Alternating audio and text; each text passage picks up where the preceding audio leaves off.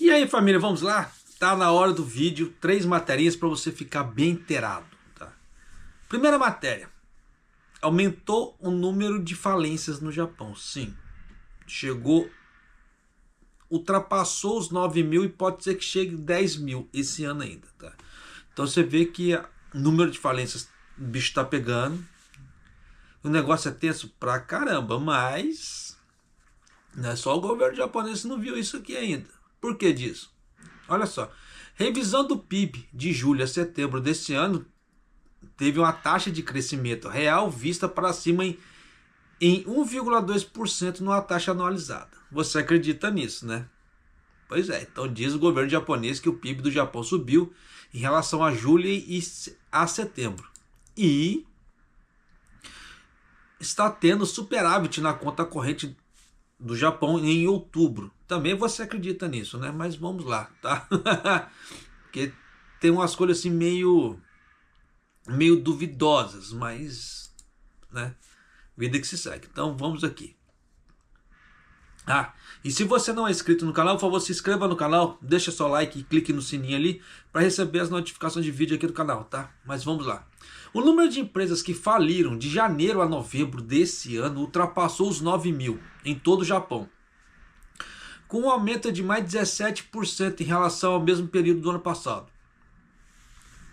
De acordo com a Teikoku Databank, a empresa privada de pesquisa, o número de empresas que tinham dívidas acima de 10 milhões de ienes ou mais foram submetidas a um procedimento de liquidação judicial. E no mês de novembro foi de 834 em todo o país, com um aumento de 7,9% em relação ao mesmo mês do ano passado. Olha só. Setor de serviços teve o maior número de casos, com 221 casos, seguido por setor de varejo, 174 casos, indústrias de construção e etc., com 163 casos. Tá? Com isso, o número de falências de janeiro a novembro desse ano totalizou 9.053, com um aumento de 17,7% em relação ao mesmo período do ano passado. Quem acompanha o canal deve se lembrar que no ano passado, no ano retrasado, gravei matérias falando sobre isso também. Então você vê que são falências atrás de falências. Tá? Aqui no Japão o negócio é complicado, Destes, 877 casos faliram porque não conseguiram repercutir integralmente os aumentos de preços devido aos efeitos dos preços elevados. Aquela velha história da commodity, etc., que eu venho falando, combustível alto também, que vai custo de logística e assim vai. Dá aquele efeito dominó. Quem acompanha o canal deve se lembrar que eu sempre falei esse tipo de coisa. E 311 casos faliram devido à escassez de mão de obra, tendo ambos aumentados desde o ano passado. Escassez de mão de obra é aquela velha história. A empresa ela não está disposta a pagar muito, até porque dependendo ela não pode, ela não tem condições. E ninguém se candidata a trabalhar lá. Até porque empresas grandes vão lá também, oferecem um valor salarial um pouco maior e que acaba canibalizando, tá?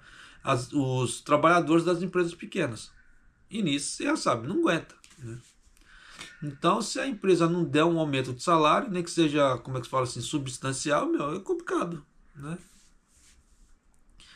As empresas entrevistadas disseram: continuamos a ouvir vozes dizendo que as condições de negócio são difíceis devido a altos preços e escassez de mão de obra. O número de falências deste ano pode ultrapassar os 10 mil. Mas muito desse problema também, de falta de mão de obra também, o que é? É a administração da empresa. Dependendo, o gestor, ele já trabalha muito no limite ali. Tá? Porque tem a mentalidade como é que se fala assim, do empreendedor japonês, ele é diferente como é que fala, do brasileiro, que são escolas diferentes.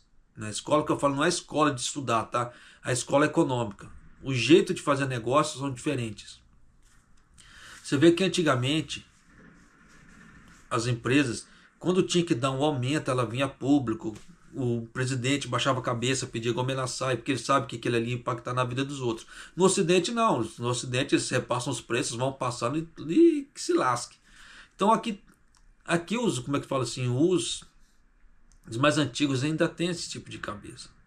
Tanto que de vez em quando, vira e mexe, ainda aparece algum problema, assim, dependendo de aumento. O cara vem, um gestor, no caso assim, um CEO ou alguém parecido, ele vem a público e fala: ó, nós precisamos aumentar por causa disso, desculpa, tá? Pedimos sua compreensão e etc. Então você vê que aqui no Japão ainda tem essa mentalidade que, se repassar preço, vai afetar a família e nisso não é legal. Mas, então muitos deles acabam segurando muito essa onda. Além que, dependendo, eles não têm como competir com empresas grandes. Empresas grandes compram grande quantidade e conseguem bons descontos, diferentemente de uma empresa pequena que não tem como comprar muito para competir com essa mesma quantidade de desconto. E nisso você já sabe o que dá, né? Não aguenta. Então você vê que são uma série de fatores. Não é assim, como é que se fala assim, aquele oba-oba, não, tem que dar aumento. Não, tem que ver também se a pessoa tem condições de dar aumento. Vamos aqui para a segunda matéria. Revisão do PIB de julho a setembro desse ano. Esse daqui teve videozinho, olha só. Assim a gente passa vergonha, né? Vamos lá. 国内総生産の改定値は実質の伸び率が年率換算でプラス 1.2% と11月に発表された速報値のプラス 0.9% から上方修正されました。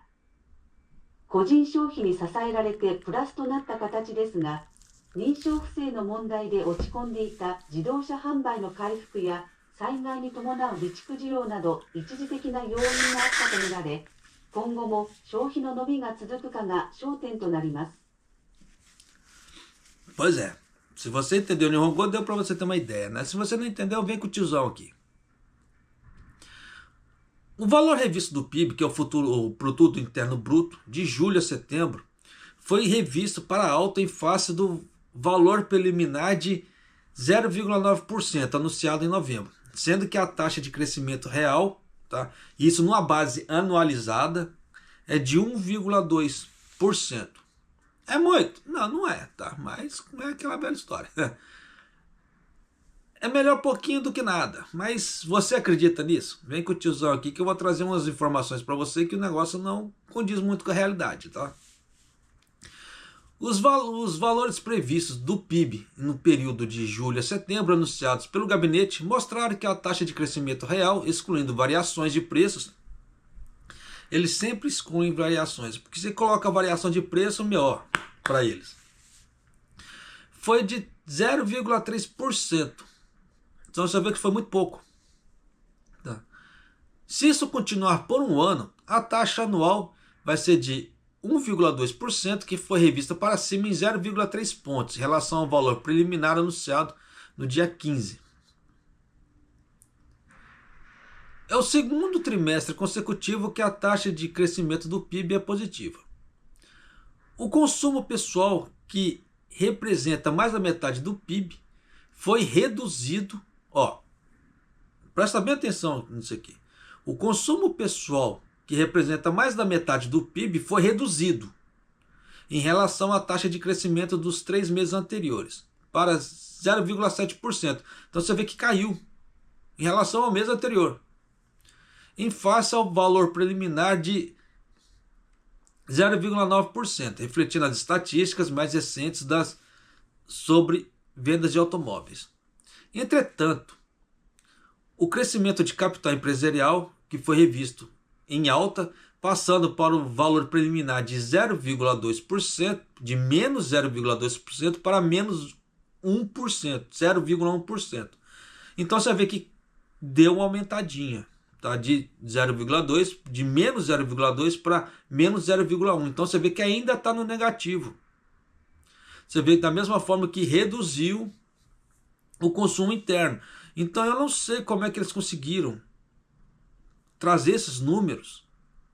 Porque se o consumo interno, o consumo pessoal, é mais da metade do PIB, e isso caiu, como é que eles conseguiram ter um PIB positivo? Tá? Então você vê que tem uma coisa aqui meio estranha, né? Além disso, as exportações aumentaram mais 1,1% para refletir um aumento dos turistas estrangeiros e o investimento de habitação, que aumentou 0,4%. Mas você vê que, ó, olha só, o PIB de julho a setembro foi positivo, apoiado pelo consumo pessoal, que reduziu. Então você vê que está totalmente estranho. Mas também houve fatores temporários, como a recuperação das vendas dos automóveis, que estavam deprimidas em relação à questão da fraude de certificação, e a demanda, né, por estoques devido aos desastres naturais. Só que aqui é estranho que eles só falaram dos positivos, eles não falaram, no caso assim, ele falou da exportação e da importação. Ele não falou. Então você vê que eles omitiram informações para poder falar que o negócio foi positivo. Então você vê como é que o governo japonês ele é malandro? Porque aqui ele tinha que dar o relatório de exportação e importação. Não, ele só deu o relatório de exportação. Tá? Você vê que aqui ele fala do consumo pessoal. Só que ele não falou da parte empresarial. A única parte de empresário que ele falou investimento de capital e exportação. Mas você viu que ele não falou sobre a parte industrial e de serviços. Ele não passou o relatório. Então ele pode passar qualquer número, porque se ele omitir certas informações, quem que vai questionar? Então já dá para você ter uma ideia que faltou informação, faltou dados aqui. E nisso ele pode manipular da forma que ele quiser. Por isso que eu falo, acredite quem quiser. Aumento de falências. Você viu que foi mais de 9 mil, pode chegar a 10 mil. Se a gente colocar uma pessoa, apenas uma pessoa, para uma empresa, já são 9 mil pessoas desempregadas no Japão. Simples assim. Tá? Mas nunca é um para um. Então você já sabe que o número de desempregados é muito maior. Né? E assim vai seguindo. Mas o negócio é tenso pra caramba, mas vamos lá. Essa matéria aqui vai complementar ali a do PIB. O que ele não trouxe naquela, eu vou trazer nessa. Tá? Para você ver o tamanho da safadeza que é. Então ele fala que o superávit aqui aumentou. Tá? O saldo da balança de conta corrente em outubro, que mostra o quanto dinheiro o Japão ganhou com o comércio e investimentos no exterior. Você viu, comércio e investimentos no exterior, não é aqui dentro. Tá? Foi de 2.456,9 bilhões de ienes. Então é o 21º mês consecutivo de lucros. Então ele fala que já está com 21 meses consecutivos de lucros. Mas teve um tempo para trás que deu uma queda. Tá? Só que não acho que eles esqueceram disso, mas vamos lá. Principalmente porque dividendos e juros recebidos pelas empresas de investimentos no exterior atingiram a máxima histórica para o mês. Só que deu aquela oscilação ali do Nikkei 225 nessa época, né? Você vê que eles omitiram aqui também aquela oscilação, que tanto que deu o circuit break aqui no Japão. Você viu que negócio é. Mas você vê que o governo japonês é muito malandro, né? Você vê que certas informações dão um Alzheimer nele, tá? Que ele não coloca. Mas vamos lá, continuando aqui.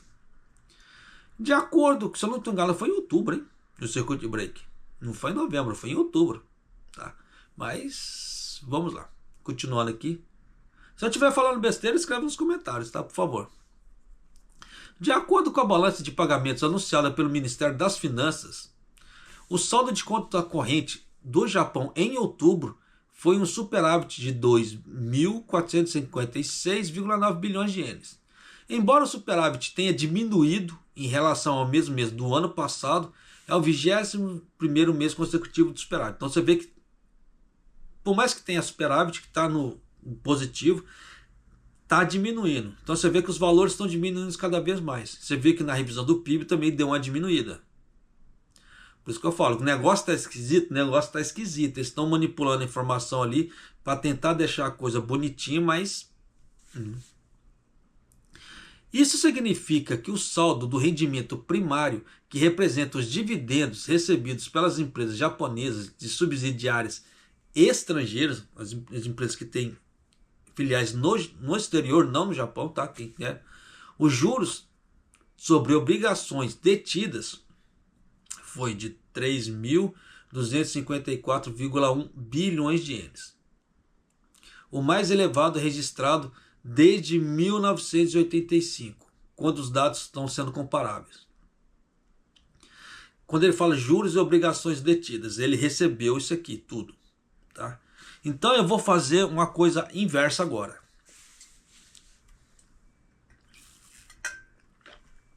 Para você ter o tamanho, ter uma ideia do tamanho do problema que o Brasil está se enfiando. Tá? Por isso que o Japão está muito relutante em aumentar a taxa de juros aqui.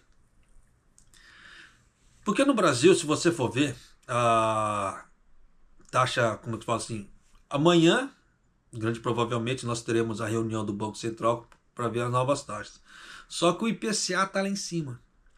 Então o governo ele colocou vários, como é que fala assim, tesouro direto, tá? Com o IPCA lá para cima. Só que isso é bom para nós investidores, sim. Para o país não. Para o país não presta. Porque ele vai aumentar a questão sobre o pagamento de obrigações. Então o Brasil ele vai ter que pagar cada vez mais obrigações. Só para você ter uma ideia como é que a coisa tá. Os gastos do Brasil ele já chegou a 86% do PIB.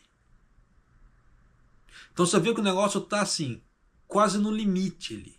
Por isso que o mercado brasileiro está pulando dessa altura. Por causa do perigo que está. Porque é aquela velha história. Está gastando mais do que está arrecadando. Então a arrecadação só está diminuindo, só está diminuindo, só está diminuindo. Vai chegar uma hora que essa coisa vai ficar totalmente insustentável. E aí? Tá? Se eles não fizerem nada agora para corte de gastos, só Deus sabe o que vai dar. Tanto que esse pacote do Haddad, como é que fala assim, praticamente nada é para agora, é para aqui 2 anos ainda. Então você vê que o negócio é muito tenso. Tá? Então já dá para você ter uma ideia como é que tá. E o Japão está mais ou menos indo para esse caminho também. Tá? Só que o grande problema é que é aquela velha história. O Haddad ele colocou ali no arcabouço que eles não, entre aspas, não poderiam fazer impressão de dinheiro. Aqui no Japão não, aqui eles fazem impressão de dinheiro. E nisso a situação só vai piorando cada vez mais. Tá, mas continuando aqui. O excedente aumentou 56 bilhões de ienes. Você vê que aumentou em 56 bilhões de ienes em comparação ao mesmo mês do ano passado. Devido ao iene mais fraco e a taxa de juros mais elevadas no exterior. Tá? Aí a coisa fica beleza. Por que a coisa aqui fica beleza? Porque aqui entra as informações que faltou no relatório em relação ao PIB, que ele não colocou.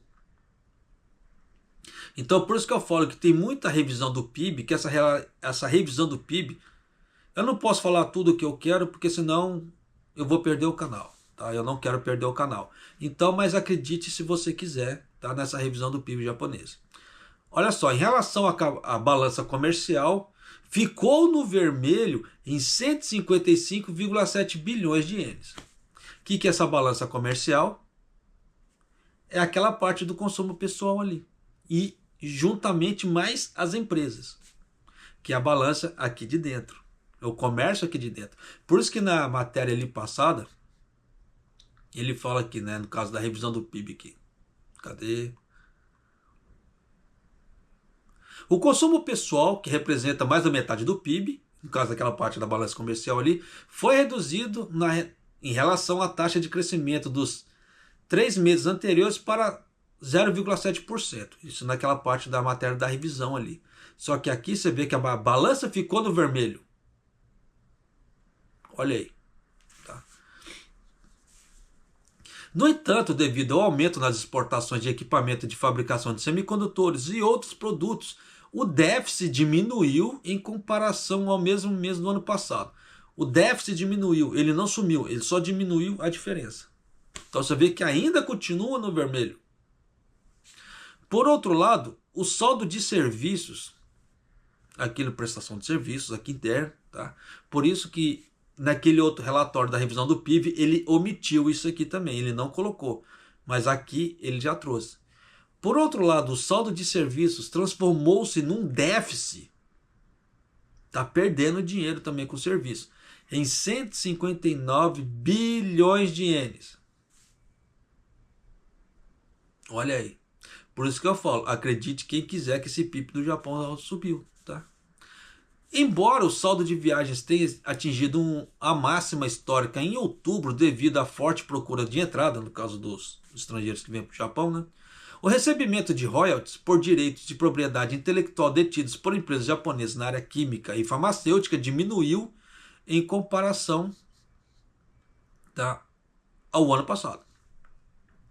Então já dá para você ter uma ideia que nem tudo que eles estão colocando para você, nem tudo que reluz é ouro.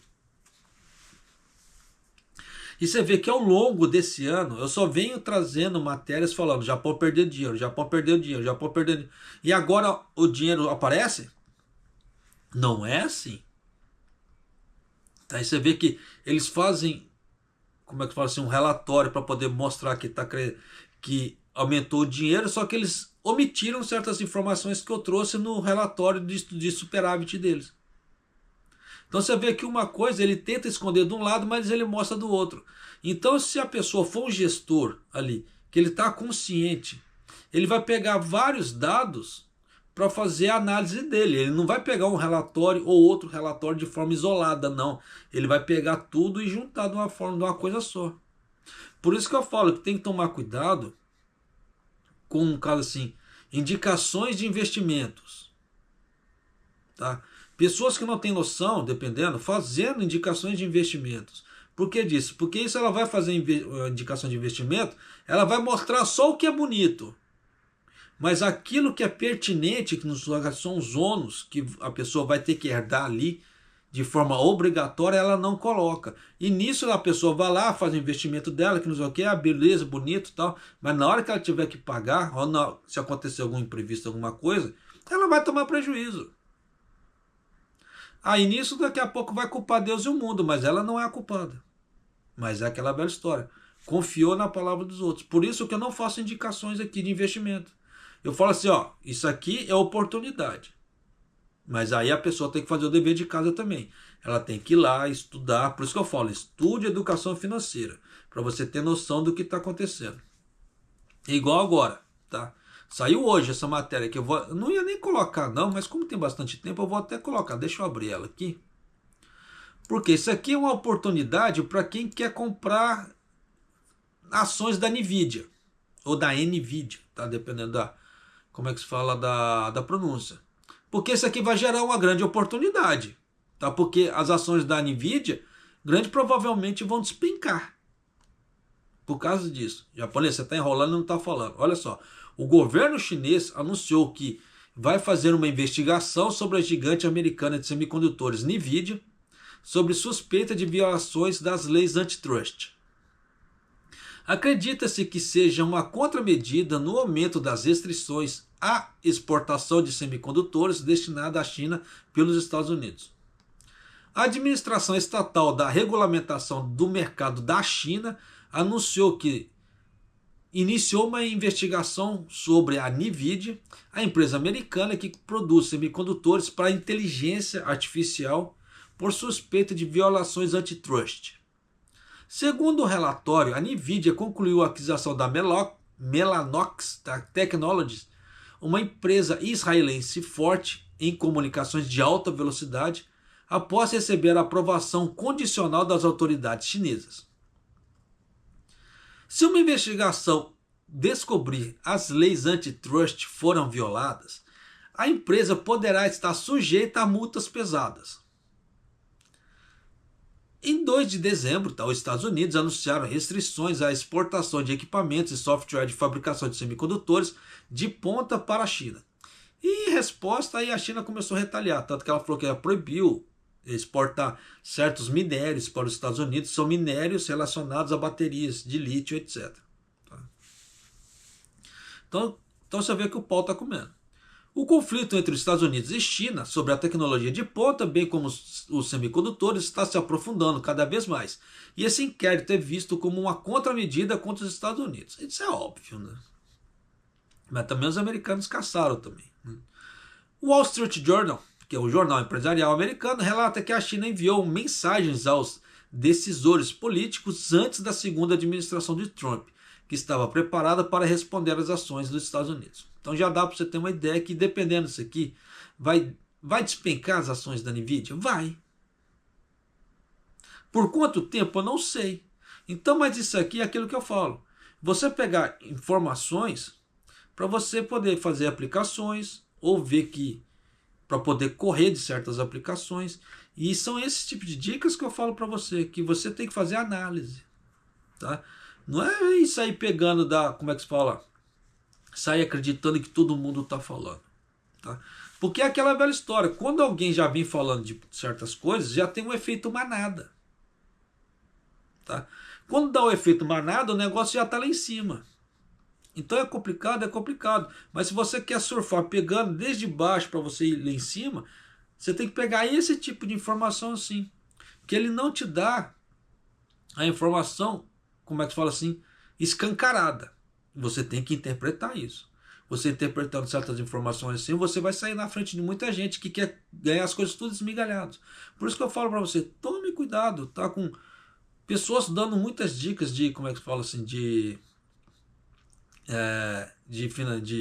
investimentos, sendo que ela não tem um know-how para isso, tá? Caiu de paraquedas, está falando ali para tentar surfar na crista da onda dessa parte.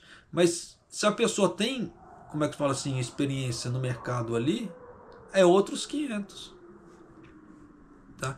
Da mesma forma que a pessoa fala assim, quem investe em tesouro direto não perde dinheiro, perde dinheiro. Tá? Como eu já expliquei em outro vídeo. Tem perda de dinheiro no tesouro direto? Tem perda de dinheiro sim. Tá? Quem fala que não perde é mentira. Tá? Já trouxe em outro vídeo explicando como é que é a perda de dinheiro. Então tem que se tomar cuidado? Tem, pra caramba. Tá? Tome cuidado com indicações por aí. Por isso que eu sempre falo, procure pegar indicações realmente, quando é para fazer investimentos, de um corretor credenciado, tá? Que tem credenciamento disso, ou de um planejador financeiro credenciado, tá? Não vai na ideia de qualquer um não, porque tem muita gente, falando besteira, tá? Então tome cuidado nesse ponto. É igual aqui, essa parte da Nvidia. É uma oportunidade, mas não é indicação de investimento, tá? É uma oportunidade que está aparecendo. Aí vai da pessoa querer, como é que você fazer o dever de casa dela ou não. Então já dá para você ter uma ideia que nem tudo que reluz é ouro. Igual essa ideia do PIB do Japão, falar que o PIB cresceu. Pô, beleza, cresceu, mas vai ser um PIB que vai conseguir se sustentar? Grande provavelmente não. Por mais que esteja mentindo assim na cara dura, vai conseguir se sustentar? Não, porque em relação à balança comercial e outras está despencando.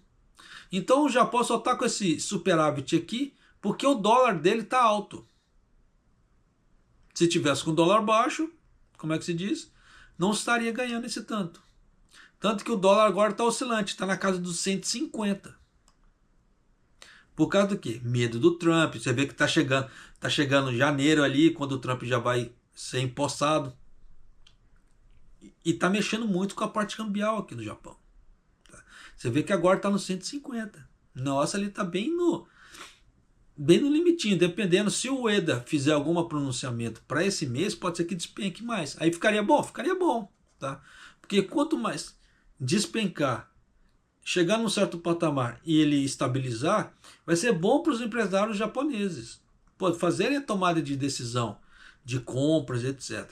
Como está muito oscilante, tem muito empresário que não consegue fazer essa tomada de decisão. E nisso acaba fazendo compras e depois ele tem que arcar com uma série de, como é que fala assim, de ônus em relação às outras empresas. Por que você acha que está tendo muita inflação? Praticamente assim, a cada 2, 3 meses sobe o preço dos produtos. Por causa desse tipo de coisa. Também. Japonês, o que você está falando? A inflação está oscilante. Então ele não pode fazer uma compra grande. Porque se ele fizer uma compra grande, pode ser que ali na frente, daqui 2, 3 dias, aquilo despenque. E nisso, se ele fez uma compra grande, se despencar, ele não vai fazer outra compra. Aí aquele valor, em relação aos concorrentes, vai ficar mais alto. Então é prejuízo, é muito maior o prejuízo. Então ele tem que fazer compras menores em curto espaço de tempo.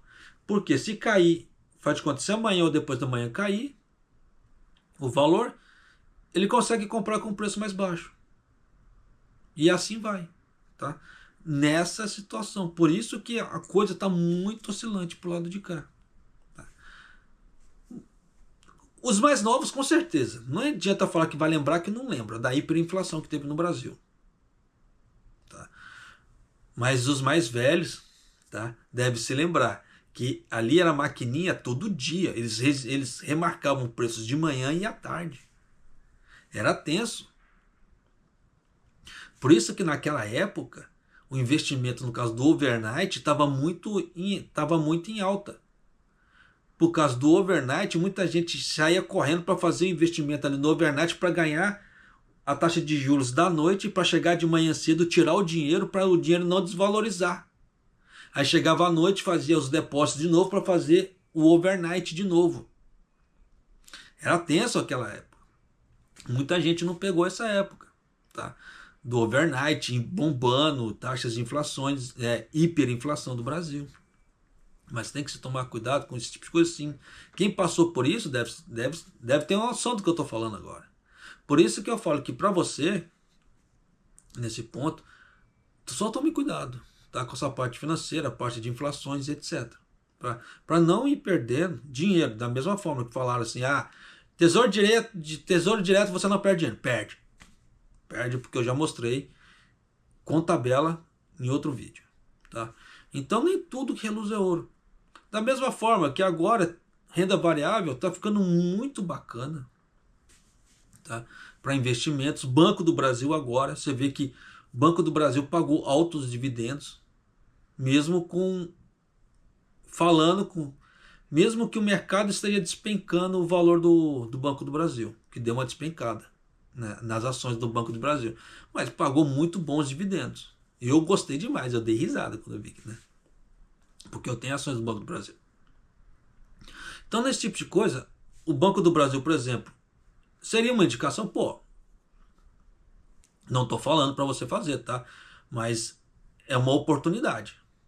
Porque ele está muito descontado em relação ao PL e o PV dele. Desculpa. Então tem muita coisa que dá pra gente fazer dinheiro, tá? Nesse ponto. Eu não ia mostrar não, tá? Mas eu vou mostrar. Deixa eu só pegar aqui. Vou mostrar pra você como é que tá aí como é que se diz? A carteira. Só vou mostrar até esse mês, tá? Até o final do mês como é que tá sendo a carteira aqui de investimentos aqui que eu abri pra você, para poder mostrar aqui no canal. Eu não ia mostrar agora não, mas eu vou aqui. Deixa eu só ir abrindo.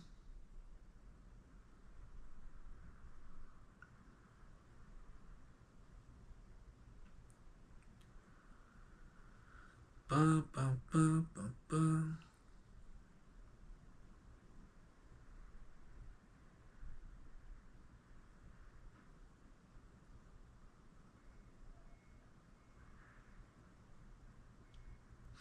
Aí, só agora em dezembro já entrou R$ 7,40 para mim. E eu fico acompanhando isso aqui todo dia? Não. Não há necessidade de ficar acompanhando isso aqui todo dia. Por quê? É aquela velha história. Se você confia nas empresas que você fez investimentos, você só vai ver depois no final do mês. É aquilo que eu falei que eu ia mostrar a carteira só no final do mês. Mas você vê que já só esse mês, né, que faz assim, dia 10, já entrou R$ 7 e pouco. Então se eu não fizesse nada ao longo de um ano, entraria pelo menos R$ 70 para mim, no mínimo. Olha só, tá? No mês passado entrou 21,87. Então, baseado em cima disso aqui, se eu não fizesse nada, em um ano eu receberia mais de R$ 210 mil, sem fazer nada. Por isso que eu falo para você, faça o dinheiro trabalhar para você, não você trabalhar pelo dinheiro. Só que se você não tem grandes condições, você tem que ralar agora. Só que cortar gastos e fazer investimentos. Só que não faça investimentos de qualquer forma, de qualquer maneira. Tá? Porque tem certas variantes aqui que vai fazer toda a diferença lá na frente. Porque a longo prazo, para quem não dá, como é que se diz? Para quem não dá importância, 1, 2% pode não parecer nada, mas se você pega esse 1, 2% em questão de 20, 30 anos, é uma grana razoável, viu? Dá uma diferença danada. Então você tem que se levar em conta nisso aí também. Da mesma forma, né, que a renda passiva agora, a renda fixa, ela com essas altas da Selic, ela está muito, como é que se diz assim, atraente. Tá? Ela está muito atraente. Só que a renda variável nesse ponto, ela está se tornando mais atraente ainda. Por quê? É aquilo que eu falei, que com a renda variável você vende a ação e ainda ganha os juros. Não são todas as empresas que pagam juros, tá? Então você tem que ver realmente qual que pagam juros para você fazer investimentos. Mas você ganha duas vezes. Na renda fixa você só ganha com aquele investimento ali. E dependendo, e a taxação daquele investimento ela é alta, tá? 22% de início é tenso. Então por isso que se você for precisar de mexer com dinheiro, precisar de um dinheiro, pelo menos durante um certo tempo, não invista em tesouro direto. Por mais que tenha liquidez, não invista, porque senão você vai pagar 22% de imposto. E é isso que as pessoas não falam. São esses tipos de pegadinha que as pessoas não falam. 22% de imposto é coisa pra cacete. Praticamente, dependendo da situação, ele te come toda a lucratividade. E aí? Então, praticamente, você só deu dinheiro para o governo trabalhar com seu dinheiro. Mas você teve lucro mesmo? O famoso spread? Você não teve. O lucro com spread. E aí? Por isso que você tem que tomar muito cuidado com as indicações que passam para você. Tá? Por quê? Por causa desse tipo de omissão. Omitem certas informações. E nisso, você já sabe, dependendo, em vez de você ganhar dinheiro, você vai perder dinheiro. Tá? Né? E eu tô falando demais, deveria ter encerrado o vídeo. Então, se você não é inscrito no canal, por favor, se inscreva no canal, deixa seu like e clique no sininho ali para receber as notificações de vídeo aqui do canal. E Maido!